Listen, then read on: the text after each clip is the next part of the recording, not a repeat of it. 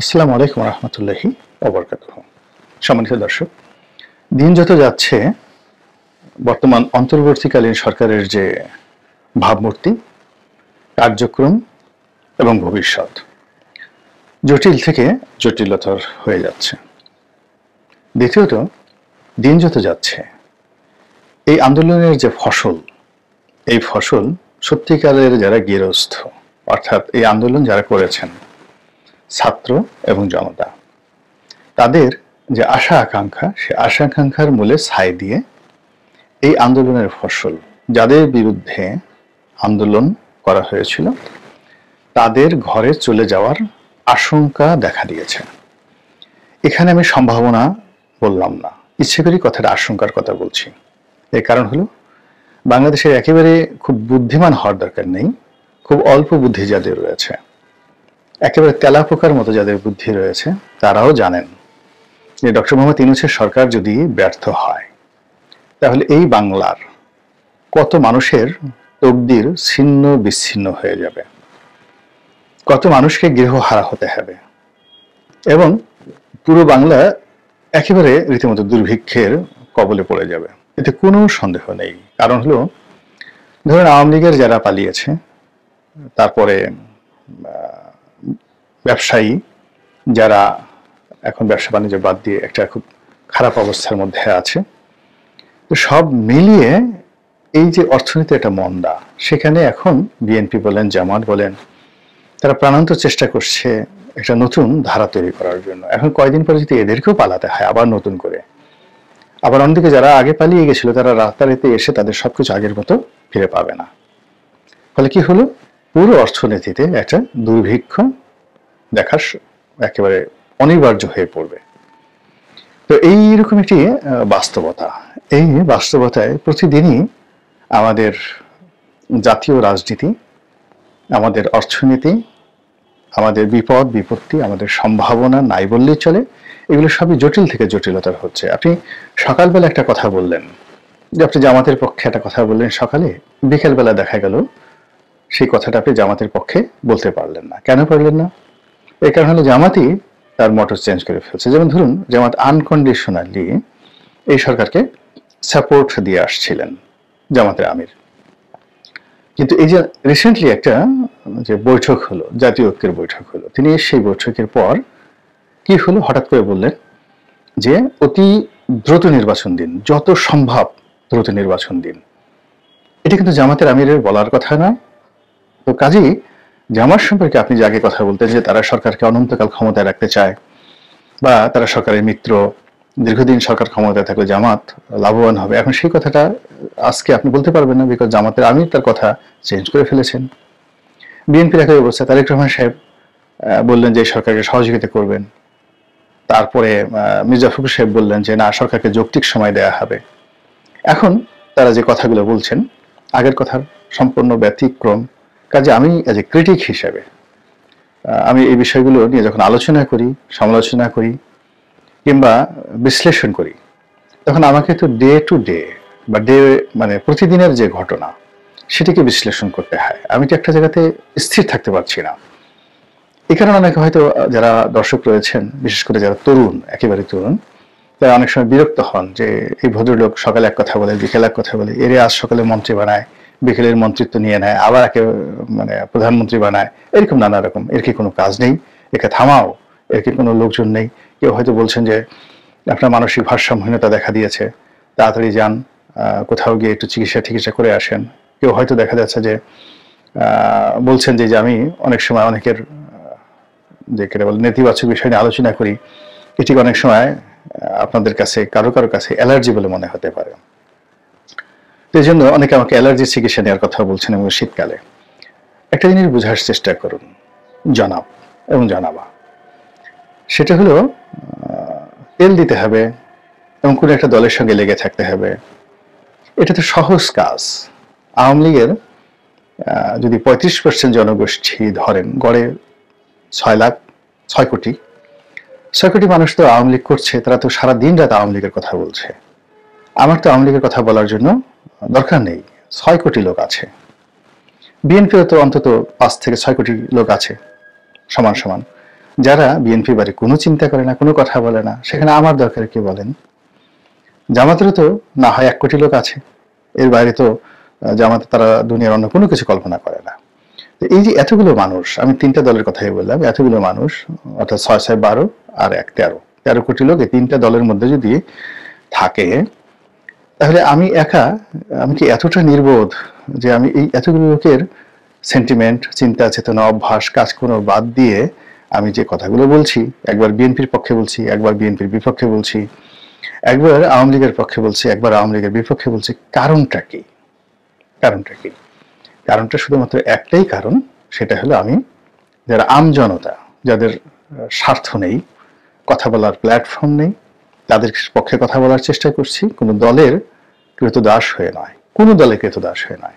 1 2 নম্বর হলো যে আমার যে রাজনীতি, ভবিষ্যতের মনোনয়ন, এটাকে আমি ছাইচাপা দিয়ে রেখেছি, ওটা সময় হলে দেখা যাবে।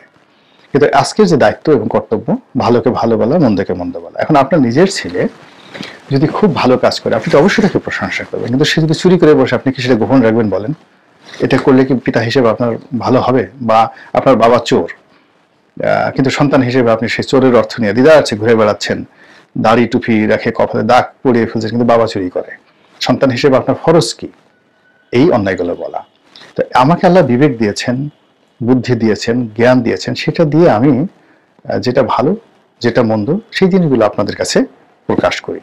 কিন্তু এটা নিয়ে যদি আপনি না বুঝে কিংবা আমার প্রতি রহম না করে কিংবা আপনি বুঝেন ঠিকই, কিন্তু আমাকে 2টো গালি দেওয়া দরকার, আপনি 2টো গালি দিয়ে দিলেন, আমার কিচ্ছু হয় না, বরং আলটিমেটলি এটি আপনার প্রতি একটা জুলুম হয়ে যায়। তো এখন আজকের যে প্রসঙ্গটা, সেই প্রসঙ্গটা এই কারণে এই লম্বা ভূমিকা টানলাম। এই প্রসঙ্গটা হলো এই যে সরকার যদি, আমি প্রথম থেকে বলেছিলাম, এই সরকার যখন আসলো, যে সরকারের উচিত হবে ডিসেম্বর জানুয়ারির মধ্যে নির্বাচন দিয়ে দেওয়া। কিন্তু সরকার তো 2 বছর, কোনো লোক প্রথমে বলেছিল 2 বছরের মধ্যে একটা নির্বাচন দিবে, সরকারের কোনো উপদেষ্টা বলেছিলেন যে 1 বছরের মধ্যে বা 18 মাসের মধ্যে নির্বাচন হবে।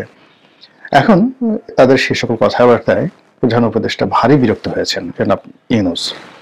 তিনি একেবারে ডিটারমাইন্ড, গো ধরেছেন যে সংস্কার না করে নির্বাচন করবেন না।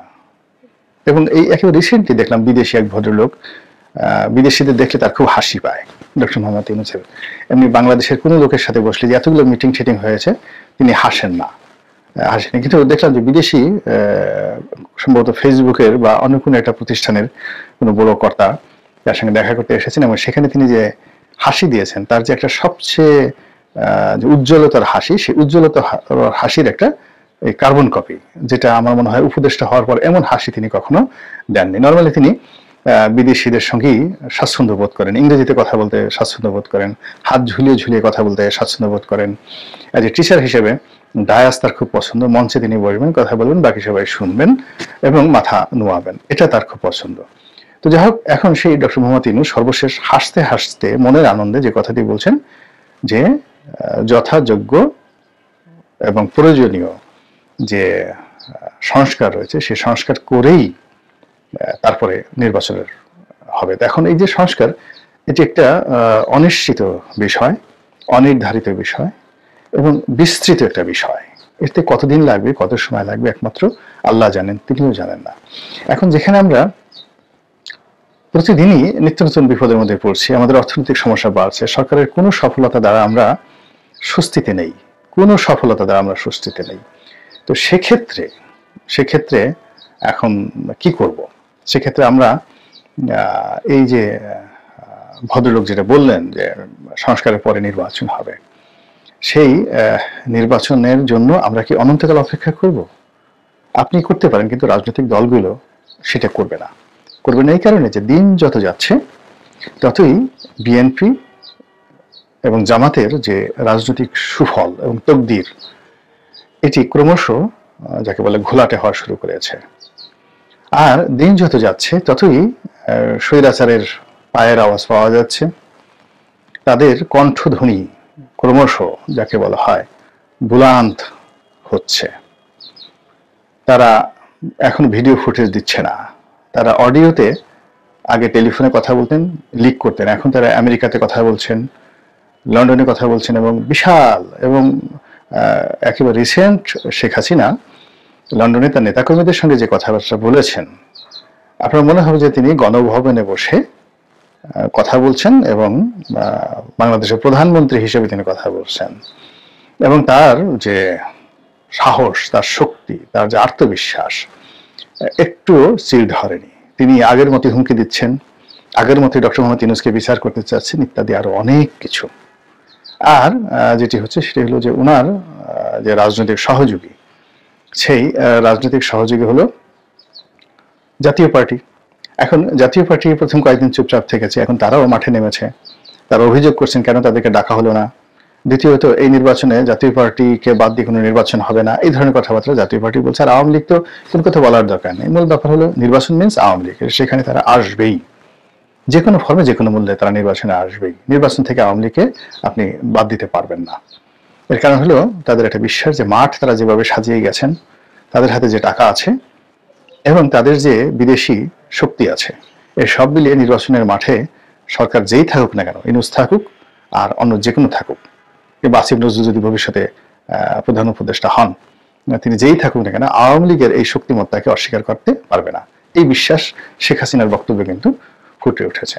ফলে কি হলো, যদি নির্বাচন 1 বছর পরে হয়, 1.5 বছর পরে হয়, 2 বছর পরে হয়, তাহলে সেই নির্বাচনে আওয়ামী লীগ এবং জাতীয় পার্টি তাদেরকে বাদ দেওয়ার কোনো শক্তি, সামর্থ্য, পরিবেশ এই বর্তমান অন্তর্বর্তীকালীন সরকারের থাকবে না না না।